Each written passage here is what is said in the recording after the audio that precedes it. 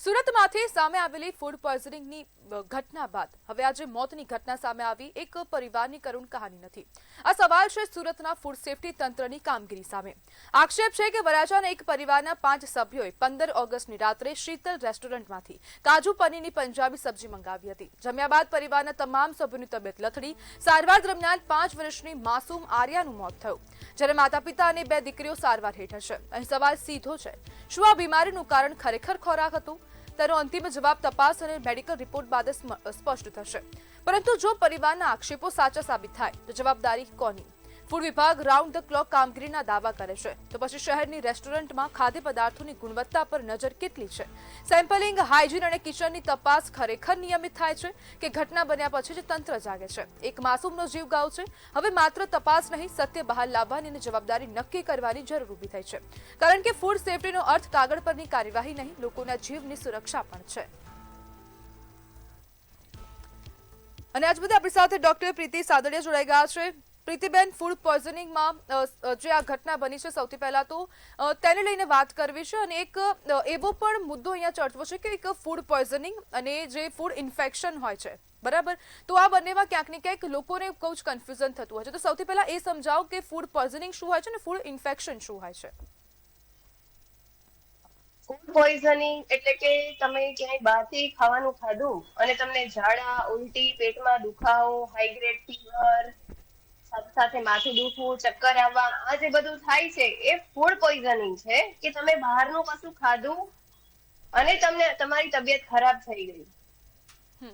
એની સાથે જે બીજો તમારો સવાલ હતો એનો જવાબ છે કે તમે કંઈ પણ ચોખ્ખાઈ રાખ્યા વગર ઘરે બનાવેલું પણ ખાધું છે, પણ એ ચોખ્ખું નથી। માનો કે તમે બહારથી કઈ સબ્જી લાવ્યા છો પણ ધોઈ નથી અને તમે ધોયા વગર જ બનાવો છો અને ખાઓ છો, અને તમારી તબિયત ખરાબ થાય છે અને બીમાર પડો છો, એના કારણે થઈ શકે છે। પ્રીતિબેન, આપણે કોઈ પણ ખોરાક બહારથી લાવીને ખાધો અને 15-20 મિનિટમાં તેની અસર થઈ જાય, જો એ ખરાબ હોય તો? બની પણ શકે છે। વધારે પડતો એ ખરાબ હોય, વધારે પડતા એની અંદર બેક્ટેરિયા, વાયરસ હોય તો એવું પણ બની શકે કે 15-20 મિનિટમાં તમારી તબિયત ખરાબ થાય, નહીં તો એકાદ કલાક, અડધો કલાક એટલો સમય પણ બની શકે। ક્યારેક રાતે ખાધું હોય ને સવારે એની અસર દેખાય, એવું પણ બની શકે। પ્રીતિબેન, ફૂડ પોઈઝનિંગ આટલું બધું જીવલેણ થઈ જાય છે અને કેટલી હદમાં, કેટલી મોટી પ્રમાણમાં અંદર ઝેર હોઈ શકે છે અથવા તો જે વાયરસ હોઈ શકે છે, બેક્ટેરિયા હોઈ શકે છે? જે બેક્ટેરિયા હોય છે મોટા ભાગે સાલ્મોનેલા હોય છે, જે ટાઇફોઇડ કરી દે છે, જે આંતરડામાં ચાંદા પડી જાય, અંદર એમના ઘર બનાવી દેતા હોય છે આંતરડાની અંદર। ક્યારેક ફૂડ પોઈઝનિંગને લીધે લોહીની ઉલટીઓ પણ થાય છે, ક્યારેક ઝાડા જે થવા માંડે એમાં પણ લોહી નીકળી જતું હોય છે। એટલે આ ફૂડ પોઈઝનિંગ બહુ ખરાબ રીતે અસર કરતું હોય છે। ક્યારેક ઈ કોલાઈ નામના બેક્ટેરિયા પણ આમાં ઇન્ફેક્શન કરતા હોય છે। અમુક વાયરસ એટલા ડેન્જરસ હોય છે, જ્યારે આપણે જે બહારથી લાવતા હોઈએ છીએ ખાવાનો ખોરાક, એ બનાવે છે એ લોકો કઈ રીતે બનાવે છે આપણને ખ્યાલ નથી। હાથ ધોવે છે, નથી ધોતા, કોઈ નોનવેજ વસ્તુ કાપીને સબ્જી એ લોકો કાપતા હોય છે, ચોપિંગ બોર્ડ એ લોકો વ્યવસ્થિત ધોવે છે કે નથી ધોતા, ત્યાં સાફ સફાઈ કેટલી છે, આ બધું એમાં બહુ મેટર કરતું હોય છે। અને બેક્ટેરિયા એટલા પાવરફુલ હોય છે તો તમારી ઇમ્યુનિટી ડાઉન હોય, જેમ કરીને નાના બાળકોની રોગ પ્રતિકારક શક્તિ બહુ ઓછી હોય અને એ લોકો તરતથી આ બધી બીમારીઓ પકડી લેતા હોય છે, એ લોકોમાં અસર બહુ જીવલેણ પણ બની શકે છે। પ્રીતિબેન, હવે જે પ્રમાણે આ સમગ્ર જે સુરતની આ જે ઘટના છે, તો તેની અંદર હવે અન્ય 2 બાળકીઓ પણ બીમાર છે અને તેના માતા પિતાની પણ સ્થિતિ ખૂબ ગંભીર છે, તો આવા કેસમાં હવે લોકોએ શું ધ્યાન રાખવું જોઈએ? જે ચોક્કસ આપણે જોયું કે મહારાષ્ટ્રમાં એફડીએ કમિશનર તુકારામ મુંડેજીએ પનીર છે, બનાવટી ચીઝ છે, આ બધું બેન કરી દીધું। એવી રીતે દરેક જગ્યાએ જે આરોગ્ય મંત્રીઓ છે, એફડીએ કમિશનર છે, એ લોકોએ આ પગલા લેવા ખૂબ જરૂરી છે, કેમ કે લોકો બહારથી ખાવાના શોખીન છે। સુરતનું જમણ અને કાશીનું મરણ, સુરતના લોકો તો બહારનું ખાવાના શોખીન છે અને એનો જ એક ફાયદો આ ભેળસેળિયાઓ લઈ રહ્યા છે।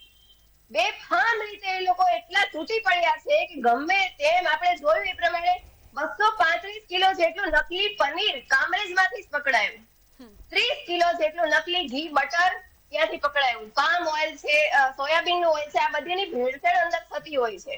તો આ બધું અટકાવવા માટે ક્યાંક ને ક્યાંક સરકાર જવાબદાર છે, એને અટકાવવા માટે યોગ્ય ચોક્કસ રીતે પગલા લેવા જોઈએ, જેથી કરીને બહાર જે લોકો ખાય છે એની સેફટી બની શકે। અમુક સમય એવું પણ બનતું હોય કે લોકો જાણી જોઈને બહાર ન ખાતા હોય, ક્યારેક મજબૂરી એમની બનતી હોય કે એમને બહારથી ખાવું પડે છે, પણ એવા સમયે લોકો ખાશે તો ખરા જ ને. અને અમુક લોકો ખાવાના શોખીન હોય છે તો એ પણ ખાવાના છે. બને ત્યાં સુધી લોકોએ બહારથી ખાવાનું ટાળવું જોઈએ, કેમ કે આ બધી ભેળસેળ અને નકલી બનાવટો અત્યારે ખૂબ એકદમ ભરડો લઈ ચૂકી છે. ત્યારે આ બધું બહારનું ખાવાનું લોકોએ અટકાવવું જ જોઈએ. બને ત્યાં સુધી ઘરનું ખાવાની વધારે એક રાખવી જોઈએ. પ્રીતિબેન, આ દરેકની વચ્ચે એક સવાલ થાય કે જ્યારે આપણે નકલી ખોરાક આરોગી રહ્યા છે, કોઈ ભેળસેળવાળો ખોરાક લઈ રહ્યા છે, તો સૌથી પહેલા આપણા શરીરની અંદર કયા એવો અંગ છે, કઈ એવી વસ્તુ છે જેને સૌથી પહેલા અસર કરશે? જ્યારે આપણે નકલી ખોરાક ખાતા હોઈએ છીએ ત્યારે સૌથી પહેલા તો આપણા જઠરમાં જાય છે, આંતરડામાં જાય છે, એટલે સીધું આપણને ઉબકા આવે છે. કેમ કે આપણું શરીર છે એ નકલી વસ્તુને પચાવતું જ નથી, એને બહાર કાઢવાની કોશિશ કરે છે. એટલે આપણને સીધું પેટમાં દુખાવો થઈને ઉલટીઓ થવાની ચાલુ થાય, અથવા તો ઝાડા વાટે નીકળવાની કોશિશ કરતું હોય છે. અને આ બધું થવાથી ડિહાઇડ્રેશન થાય છે, એટલે આપણા શરીરની અંદર પાણીનું પ્રમાણ પણ ઘટતું જાય છે. એટલે સૌથી પહેલા ઉલટી ઉપકા થવાના ચાલુ થાય, અને પછી ઝાડા થવાના ચાલુ થાય, પછી ડિહાઇડ્રેશન એના કારણે થતું હોય છે અને ચક્કર આવે છે. એટલે આ સૌથી પહેલા જો અસર પામતું હોય તો એ જઠર અને આપણે આંતરડા છે. પ્રીતિબેન, જ્યારે જે ખોરાકમાં જે ઝેરની અહીંયા વાત થઈ રહી છે, પોઈઝનની વાત થઈ રહી છે, તો એવું તો કયું એ ઝેર છે, કયું પોઈઝન છે જે શરીરને ખૂબ નુકસાન કરી રહ્યું છે?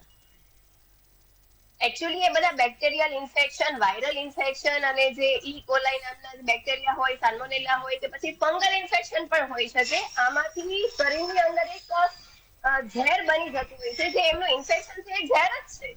એ લોહીની અંદર ભળીને આખા શરીરમાં ભ્રમણ કરે ત્યારે બીમારી ફેલાવી દેતું હોય છે, જેના કારણે હાઈગ્રેડ ફીવર આવી જાય છે.